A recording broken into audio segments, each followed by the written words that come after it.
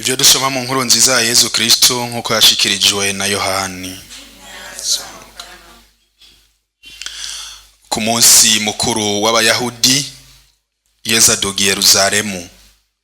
Hagasangwa rero Yerusalemu iruhande y'irembo ry'intama hari riba ryitwa mu Gihebreyi Bezata, rikagira ubwugamo butanu. Muri bwo hama haryamye isinzi ry'abagwaye, impumyi, abacumbagira n'ibirema.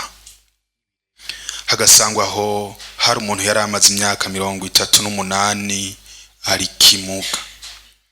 Yesu amubonye aharambaraye, amenye kandi ko yari ameze atyo kuva kera, mubwira ati urashaka gukira? Nyakimuga kimwishura kiti mbe Mukama, ko ntafise uwuntera mw'iriba ikivi amazi asebuye, ndamuka ngiye ngasanga uwundi yahantanze.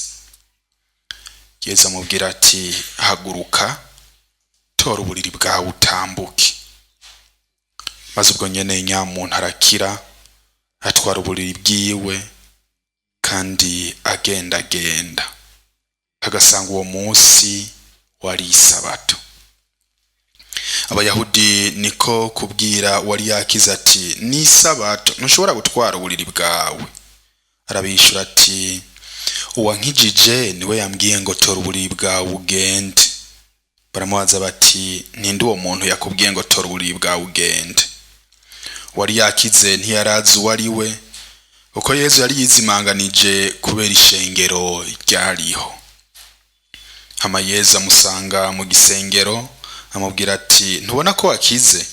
Genda ntubugicumura, woye gucikirwa n'akabi karuta. Nyamuntu aja kubwira abayahudi ko Yesu ari we yamukijije. Nico catumye abayahudi bahama Yesu, kuko yakoze atyo kuisabato. Dushemeze ijambo ry'Imana.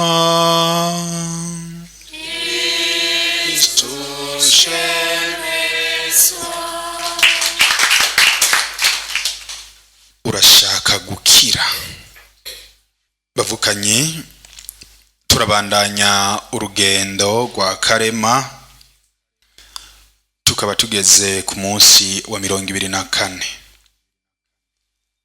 Turatanguye kuzirikana imihazuko hagati ya Yesu n'abamugwanya, ivyamushikanye ku rupfu rumaramaje ku musaraba.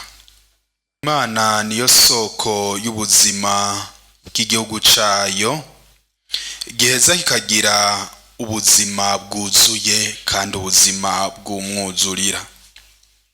Umutima w'Imana amenyeshwa n'aya mazi atuma igihugu kigira ubuzima, kikama ivyamwa kandi ivyamwa bihoraho. Amazi twumvise mu gisoma ca mbere ngo yatembagana ikiyaga c'umunyu, hamwe atabuzima atagitegwa co hamera. Ni ikimenyetso kizima c'urukiza Imana ihereza isi yasi migaga, yasi yagadutse kubera ibicumuro vy'abantu.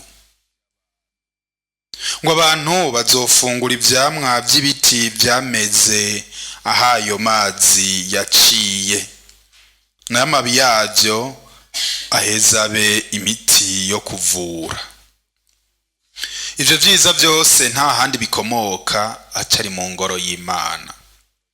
Nico gituma duhamagarirwa kwama turiko turegera iyo Mana mu ngoro yayo, tukayisenga, tukayininahaza, tukayikengurukira, ariko kandi tukayisaba ko ubuzima bwacu buba ngirakamaro kuri bene wacu.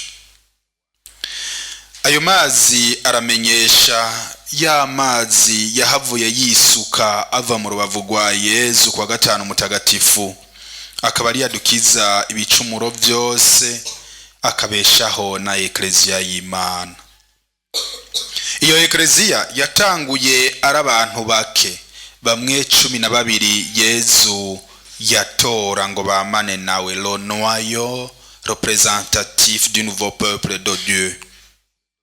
ariko ko imyaka yagiye irigira imbere niko abantu bagiye baragwira gushika uko tungana ubu turi muri ekleziya y'Imana.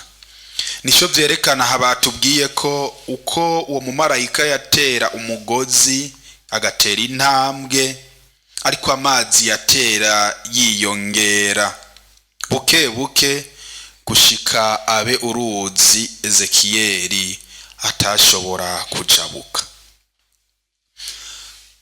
Duhamagarirwa rero kutihebura. Haraho tubona umenga ubuzima muri ekleziya buriko burahungabana cyangwa kamengo ntibutera imbere. Imana irabibona. Duhamagarirwa gusa kugumana nayo, tukagumana n'abamarayika ituronsa ngo baheze batuca imbere.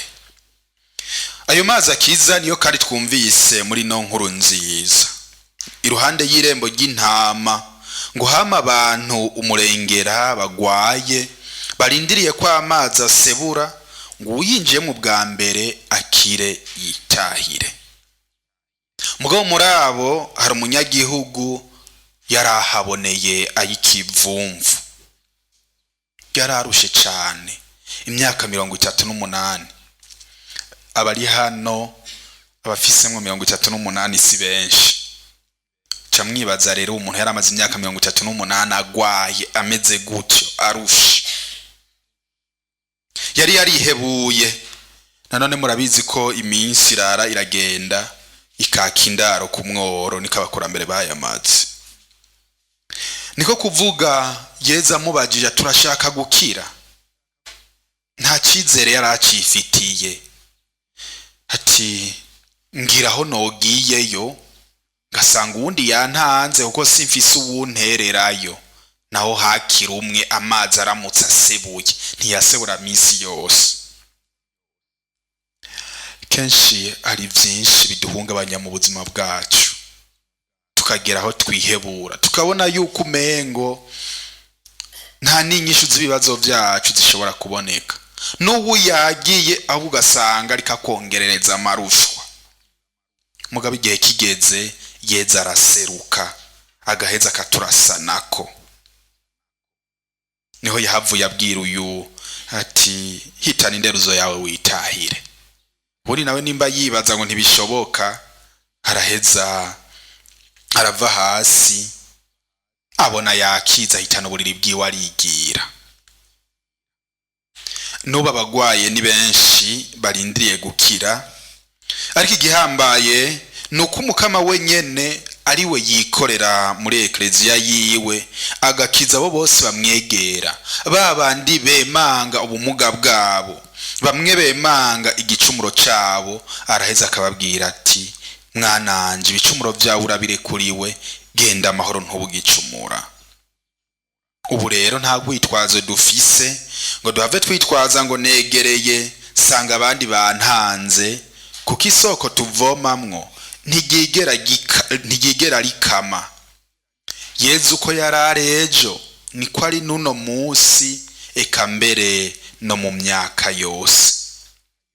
Aho hambere wasanga dufise umusaseridoti umwe mw'ikomune nzima. Mw'ikomune nzima ugasanga hari umusaseridoti umwe.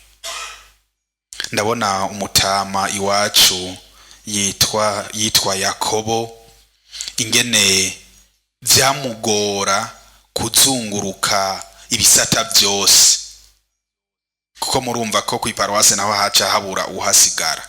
Mugabo bakakigora mu gihe vya Noel n'ibihe vya Pasika, akagenda akazoca kw'ivyo bisata byose, agahera ku misa yo mu gitondo nk'isaha 12, agaheza akiregesha kaza kuhava isaha 1 z'ijoro canke isaha 2.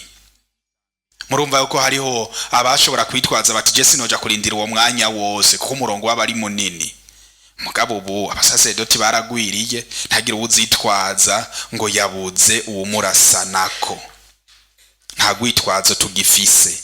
Yezu ariho kandi arakora mu masakaramento. Iri riba twumvise cari kibanza muri rusangi cari cashizweho n'abapagani. Batubwira ko cari cahariwe ikimana Esculape, ikimana c'amagara meza. baremeza ko hari abakira n'iki kimuga cavyemeje. Abayahudi bakaca bavuga ko ari umumarayika w'umukama bizayo mazi kugira ngo abantu bakire, bimwe twita guspiritualiza. Abafise ukwemera kugoyagoya rero mu Bayahudi barajayo kuharonderera ubukiriro.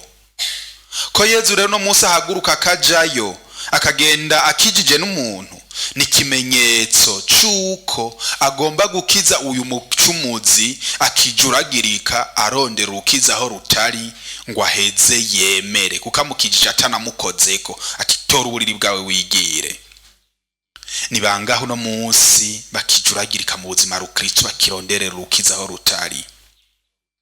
Benshi bararondera gukira ariko hagakira bake kubera ukwemera guke. Ntabahendwa ngo bariko birukira ibitangaza ariko bakarangiriza gutangara.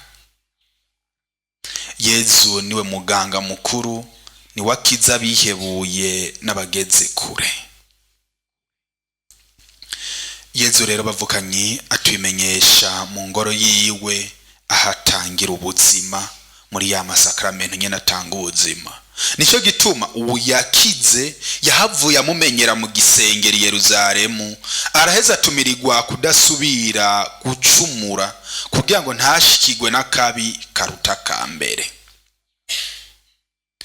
Bagwanka neza baruzuye kandi n'ubu bariho.